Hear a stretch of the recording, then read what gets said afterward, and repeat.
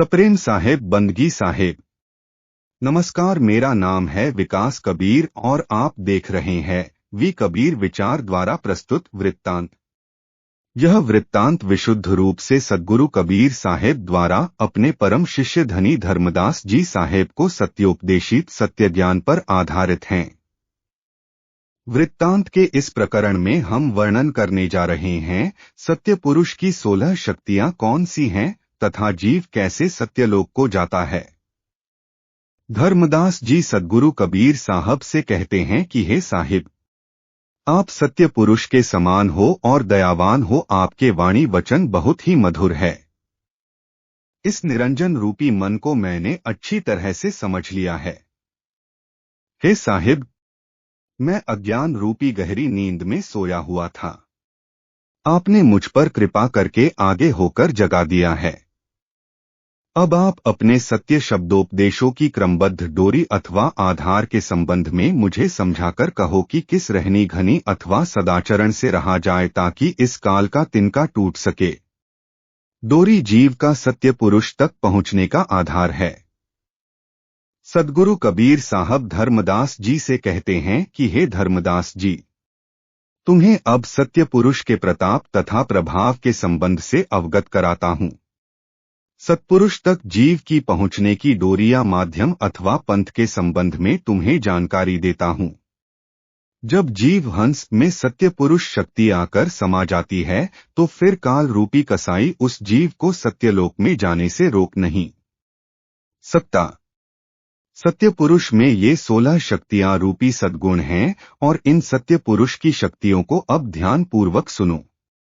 सत्य पुरुष की इन 16 शक्तियों के प्रताप से ही जीव सत्यलोक में जा सकता है। सत्यपंथ कबीर पंथ को भी सद्गुरु तथा गुरु लोग इन 16 शक्तियों के माध्यम से ही चलाते हैं। इन 16 शक्तियों के अभाव में सत्यपंथ कतई नहीं चलता तथा इन सत्य पुरुष की 16 शक्तियां जीवन में उतरे बिना जीव भवसागर में ही उलझा रहता है। ये सत्य पुरुष की 16 शक्तियां इस प्रकार से हैं। 1. ज्ञान अर्थात समझ, जानकारी, अनुभव, बोध तथा प्रतीति। इसे सत्य पुरुष ज्ञान शक्ति कहना चाहिए। वह ज्ञान जिससे जीव संसार तथा संसार के प्राणी पदार्थों की निस्सारता, अस्थिरता, असत्यता, नश्वरता तथा स्वार्थ लोलुपता जानकर इनकी अहम ममता से हटकर सद्गुरु की शरण में पहुंच जाए और दृढ़ विश्वास, पूर्ण श्रद्धा तथा प्रेम के साथ सद्गुरु भक्ति में लवलीन हो जाए एवं सद्गुरु के दिव्य ज्ञान को हृदयंगम कर ले। 2. विवेक अर्थात भली बुरी, सत्य असत्य तथा नश्वर अनश्वर वस्तुओं को परखने की क्षमता। इसे सत्य पुरुष की विवेक शक्ति कहना चाहिए। 3. सत्य अर्थात हकीकत, वास्तविक, यथार्थ, ठीक, उचित। झूठ का त्याग करके सत्य बोलने तथा सत्य व्यवहार के लिए कृत संकल्प हो जाना। इसे पुरुष की सत्य शक्ति कहना चाहिए। 4. संतोष, धीरज, धैर्य शक्ति, तृप्ति, हर्ष, सबर।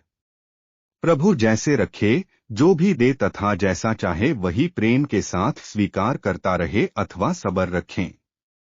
इसे सत्य पुरुष की संतोष शक्ति अर्थात संतोष करने की क्षमता कहना चाहिए। 5. प्रेम भाव, प्राणी मात्र से स्नेह रखना, प्रत्येक प्राणी के दुख को अपना दुख समझना, प्राणी को देखकर प्रसन्नता के साथ प्यार करना। प्रेम एक अंतःकरण की गहराई का प्रसंग है। सच्चा प्रेम आंखों में अश्रुधारा से छलक ही जाता है। प्रेम के ऊपर कुछ भी नहीं है और सत्य पुरुष की प्राप्ति सच्चे प्रेम के बिना नहीं हो पाती।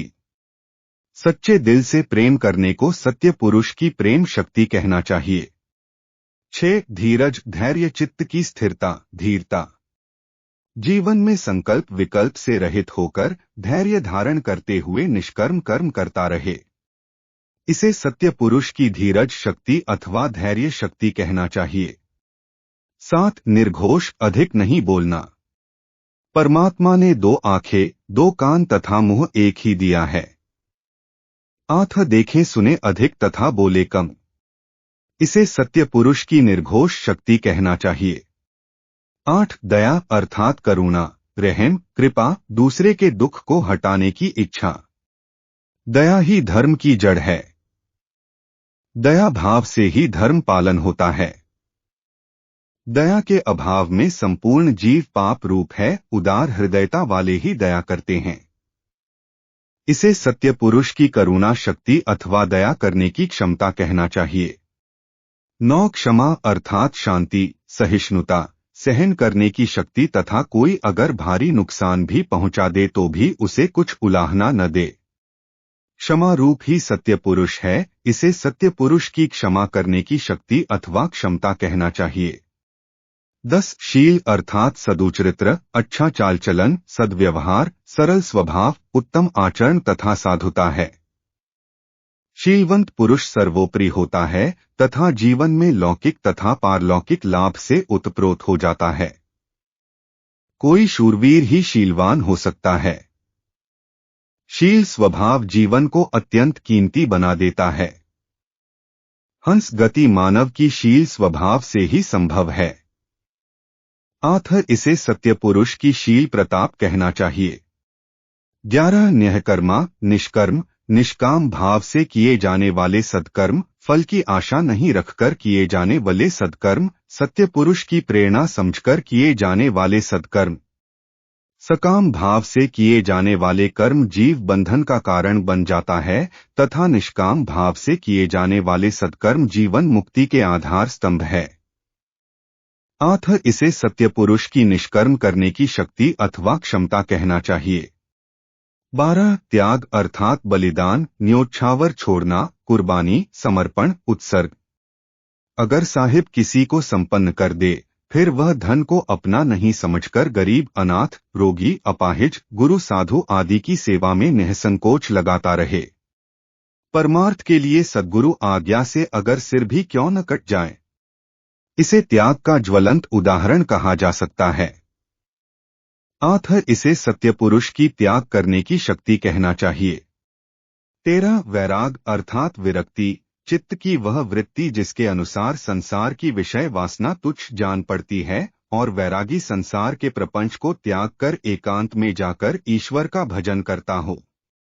अनुराग मोह से निवृत्ति, ईर्ष्या से रहित, राग द्वेष से रहित। यह वैराग्य प्रवृत्ति केवल साधुओं के लिए ही नहीं है, अर्थात घर बार छोड़कर वैरागी हो जाना ही कोई वैराग्य नहीं है, अपितु गृहस्थी भी राग द्वेष से रहित होकर वैराग्यवान होकर अपनी जीवन मुक्ति कर सकता है। आथर इसे सत्य पुरुष की वैराग्य में शक्ति कहना चाहिए। 14 शांति अर्थात शमन, स्तब्धता, सौम्य, गंभीर, मौन, चुप, स्वस्थता, अमंगल निवृत्ति, स्थिर, श्रांत, विघ्न अथवा बाधा रहित जीवन में शांति आना अथवा प्राप्त होना ही सत्य पुरुष की शांति शक्ति अथवा क्षमता कहना चाहिए।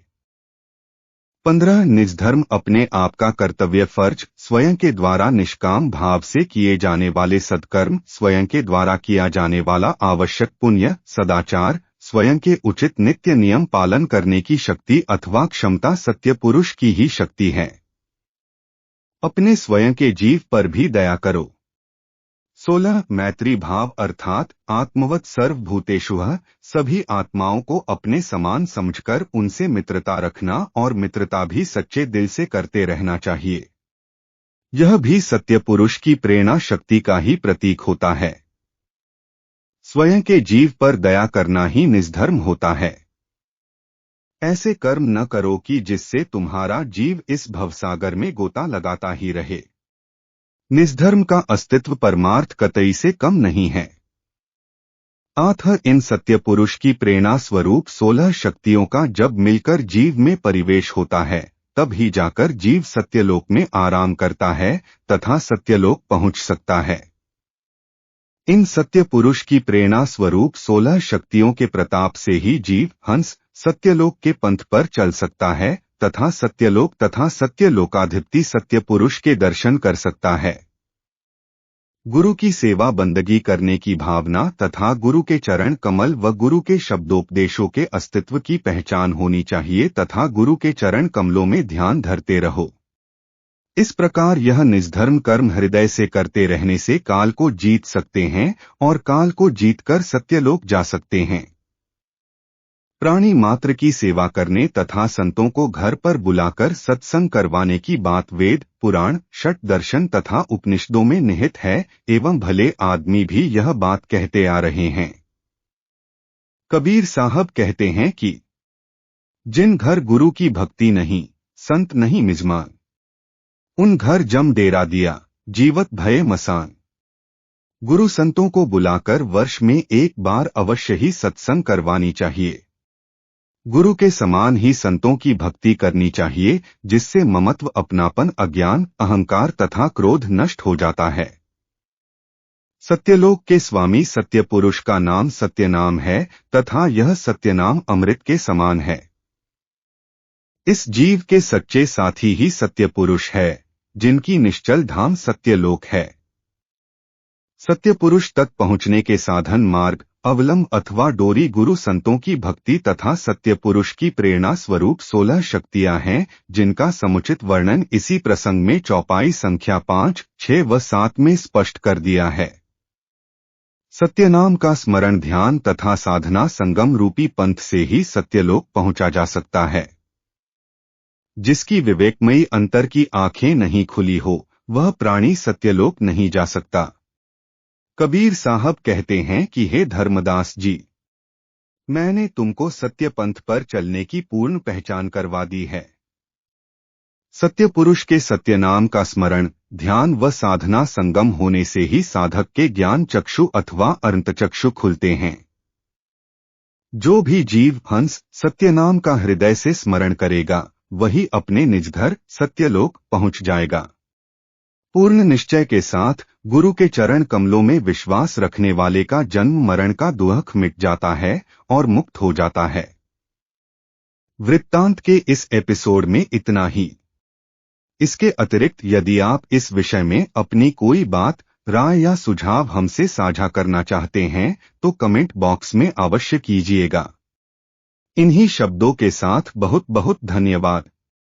सप्रेम साहेब, बंदगी साहेब।